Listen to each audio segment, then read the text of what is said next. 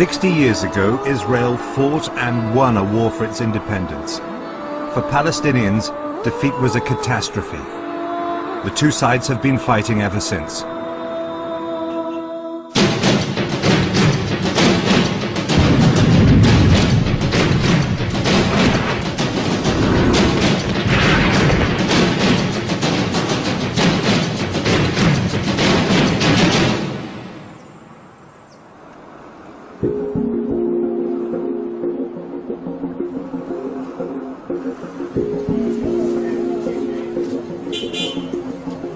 What happened 60 years ago still shapes lives in Israel and the occupied Palestinian territories.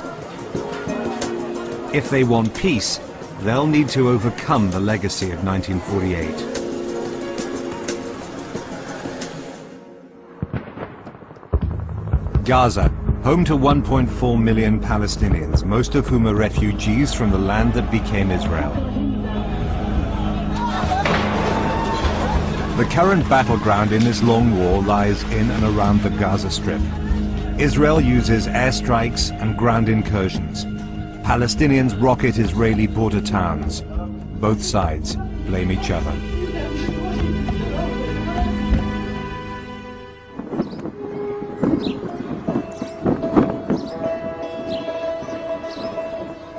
Two miles to the north of Gaza, this is kibbutz Yad Mordechai. Some of the thousands of rockets fired into Israel have landed here.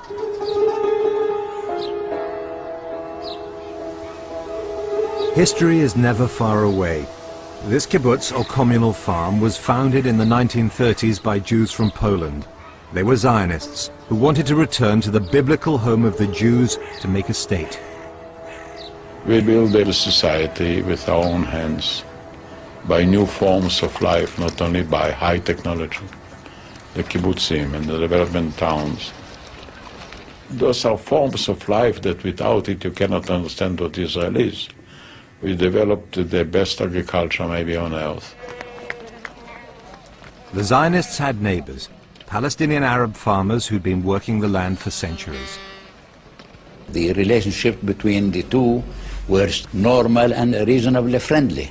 It was after 1930, with the massive land purchases, with the massive immigration, that the Palestinians became aware that their existence was at stake. In 1943, the kibbutz took the name of Mordechai Anilevich, the Jew who led the uprising in the Warsaw Ghetto against the Nazis.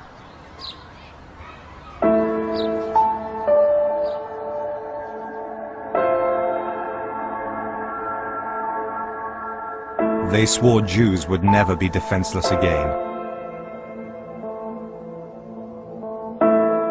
There was no life in a camp like Auschwitz. So then I decided, should I survive, I become a Zionist activist. And by miracles, I did survive.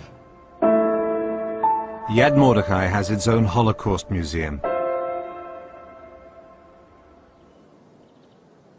They've also preserved the field where they fought the Egyptians during the 1948 war.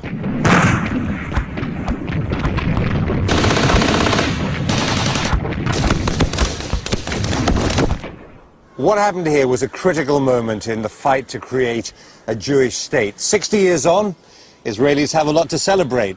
It's been an extraordinary feat of nation building. But for Palestinians, every year this anniversary reminds them of what they call their catastrophe. For them, the last 60 years has been about dispossession and exile.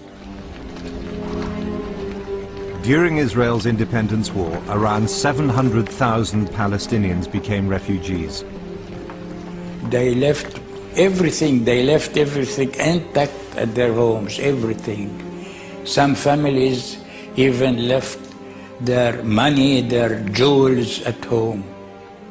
And then thinking that the storm will calm down and in 2 or 3 or months will come back. But Israel stopped them returning. Many of Yad Mordechai's old Palestinian neighbors are still close by, refugees in the Gaza Strip. They call it the world's biggest prison. Here is a war which had led to the uprooting of a villager from his village. You know how attached a villager is to his olive tree, to his little home, to his house, to his mode of life, to his... It's something unimaginable. I mean, the Palestinian people are one of the oldest people in their habitation of Palestine. The Palestinians have to do some soul searching too. Why did it become a catastrophe? They could have accepted most of the land, a state of their own. They refused, not us, in 1947. We cannot apologize for their mistake. In 1897, the Zionist movement in Europe met and declared that it wanted to found a state for Jews in Palestine. 2 years later, the Arab mayor of Jerusalem begged them to leave Palestine alone and warned there'd be an Arab uprising if they didn't. After the meeting in 1897, 2 rabbis were sent to Palestine to see what the country was like.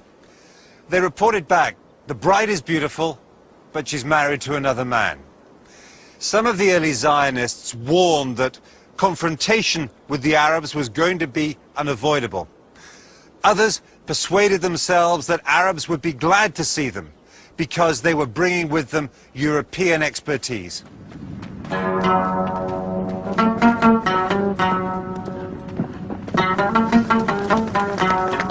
The majority of Palestinian Arabs lived traditional lives in around 800 largely self-sufficient villages. Politics was local and tribal. Life was hard. These days in the refugee camps, it's idealized, a lost dream of a homeland.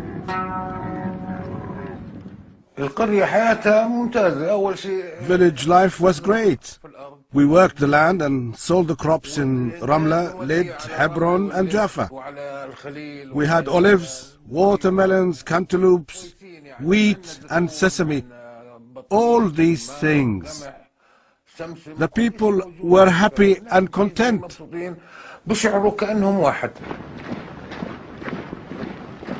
Britain controlled Palestine between 1917 and 1948. In November 1917, as British troops were fighting their way up to Jerusalem, seizing Palestine from the Turks, the Foreign Secretary in London wrote a letter that became known as the Balfour Declaration.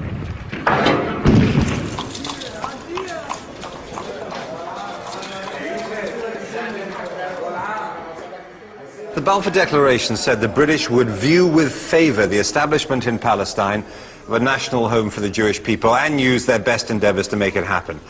And it also said it was clearly understood that nothing shall be done which may prejudice the civil and religious rights of existing non-Jewish communities in Palestine or the rights and political status enjoyed by Jews in any other country. Now, there's a whole series of incompatible promises in that, and the British never found a way to keep them. As a result, they were regarded as betrayers by both sides. For the Zionists, it was a big step forward. But, said the writer Arthur Koestler, it was an impossible idea. One nation promising another the land of a third. It did a great deal to create the conflict that continues today. Small communities of religious Jews had remained in Palestine since Roman times. The new Jewish immigrants were different. Many were socialists and atheists who wanted to escape persecution and to create a new society. A dream to change the Jewish nature from a nation of merchants and bankers to a nation of farmers and fighters.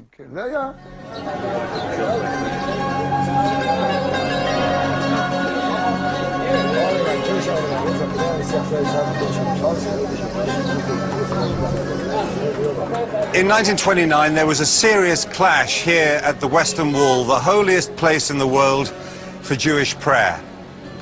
More than 100,000 Jews had arrived in Palestine in the 1920s, and some had